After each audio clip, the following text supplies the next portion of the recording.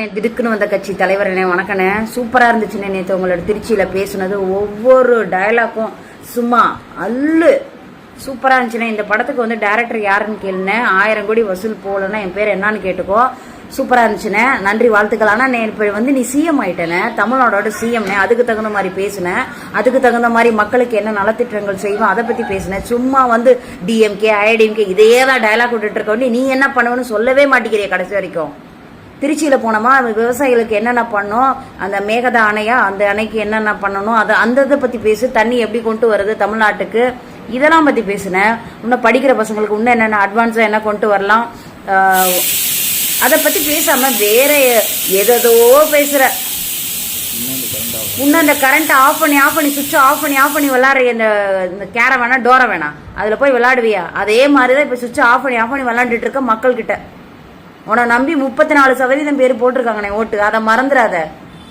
நம்ம உட்காந்துருக்க நாற்காலி எப்போ வேணாலும் ஆணி இதாகிடுச்சுன்னு வச்சுக்க, ஷேர் கீழே விழுந்துறனா பார்த்துக்கோ. அதுக்கு தகுந்த மாதிரி உன்னோட செயல்களையும் மக்கள் இடத்துல நல்லா ரீச் பண்ணுங்க. ஒன்றும் பண்ணலை. இந்த வந்த 20 நாளில் குறை சொல்கிறாங்க, 1000 அப்படி புலம்புறாங்களாம். அது வந்து திறமையாலையும் மக்கள் செல்வாக்கையால் முன்னேறிய கட்சினே. திறமையால் முன்னேறிய கழகம் கட்சி. உன்ன மாதிரி திடுக்குன்னு வந்த கட்சி கிடையாதுண்ணே. பார்த்து பேசுனேன். கேட்கறக்கு ஆள் இல்லைன்னு மக்கள் அவ்வளோ பேர் இருக்காங்க. 64% பேர் இருக்காங்கண்ணே திராவிட கட்சிகளை பற்றி ஆதரிக்கிறதுக்கு. 34% வச்சுக்கிட்டு நீங்கள் மற்ற 64% மக்களை வந்து நீங்கள் முட்டாளா நினைக்காதீங்க. பார்த்து பேசுங்கண்ணே. நலத்திட்ட உதவிகள் செய்யுங்க, அதை பற்றி பேசுங்க. இந்த கரண்ட் ஆஃப் பண்ணுற வேலையெல்லாம் விட்டுட்டு மக்களுக்கு நல்லது செய்யுங்கண்ணே.